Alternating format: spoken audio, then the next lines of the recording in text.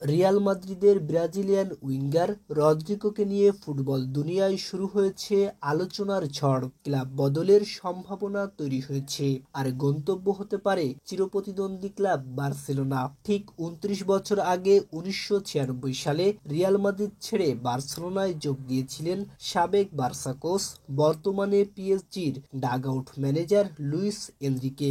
সেই ইতিহাস এবার হয়তো পুনরাবৃত্তি হতে চলেছে।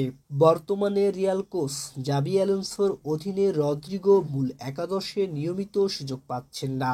এমন পরিস্থিতিতে বার্সেলোনা তার উপর নজর রেখেছে বলে জানিয়েছে ব্রাজিলিয়ান সংবাদ মাধ্যম ইউওএল স্পোর্টস।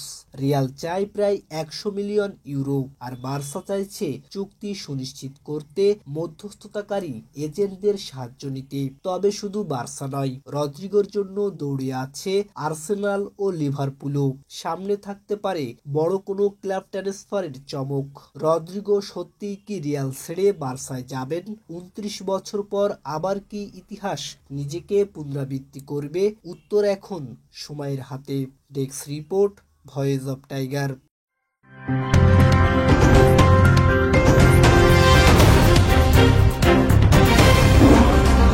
Voice of Tiger.